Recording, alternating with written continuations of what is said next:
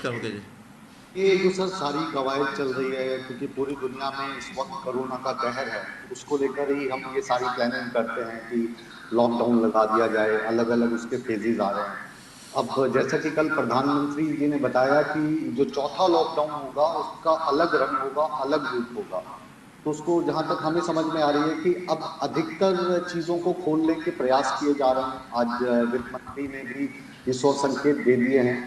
तो आपको लगता है, आपके अनुभव के अनुसार, कि कोरोना काल में जिस तरीके से हमने 130 लोगों का ध्यान रखते हुए, उनकी सेहत का ध्यान रखते हुए, उनके जीवन का ध्यान रखते हुए सब कुछ लॉकडाउन कर दिया था, तो क्या ये सही समय है कि लॉकडाउन में ढील दे दी जाए, क्योंकि संक्रमण काल अभी जारी है। फिर कहीं ऐसा ना हो कि जो हमने पिछले इतने दिनों में प्रयास किए वो सभी प्रयास हमारे इस संक्रमण के काल में धरे के धरे रह जाएं और जो आंकड़ा लगातार बढ़ता जा रहा है उसको कंट्रोल करना मुश्किल हो जाए। देखिए मुकेश जी, ये जो कोरोना का एक बीमारी है, ये एपिडेमिक है इन नेचर, यानी जिसको छूत की बीमारी कहते हैं। और ये जहाँ फैलती है वहीं इसका प्रभाव ज़्यादा होता है। ये बीमारी बहुत अपने आप दूर तक नहीं जाती है।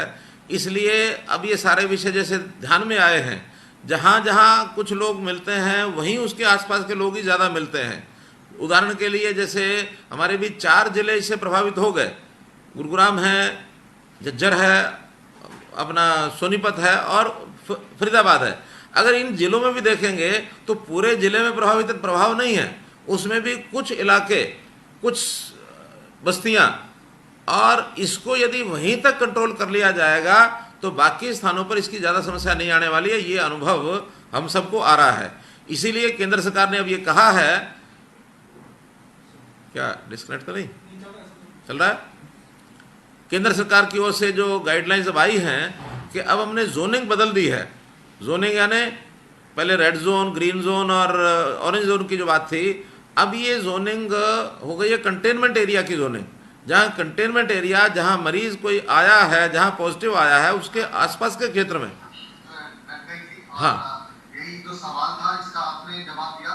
बस थोड़ा सा डर ये लग रहा है मंत्री जी की कहीं ऐसा ना हो कि इस काल में हम अपनी अर्थव्यवस्था को तो कंट्रोल करने के जो प्रयास कर रहे हैं वो कर लें, लेकिन क्योंकि संक्रमण ऐसा है जिससे अमेरिका, इटली, फ्रांस, स्पेन सारे घबराए हुए हैं, तो घबराहट भी थोड़ी सी बाकी रहनी चाहिए, खासतौर से हमारी सरकारों में, कि ये फैल जाए। पूरी बरतनी पड़ेगी। सावधानी हटी दुर्घटना घटी। इसलिए किसी भी कारण से सावधानी नहीं हटानी है। लॉकडाउन भी रहेगा, सख्ती भी रहेगी, सोशल डिस्टेंसिंग रहेगा, 2 गज की दूरी की बात भी होगी, सैनिटाइजेशन भी होगा, मास्क भी होगा और मेडिकल हेल्प जितनी चाहिए वो भी सब मिलेगी।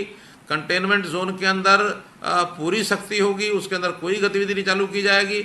लेकिन कहीं कहीं कंटेनमेंट जोन ना होने के कारण से बाकी सब लोगों को भी जो इसमें सफ़र करना पड़ रहा है उसको थोड़ा रास्ता बनाया जाएगा, खोला जाएगा।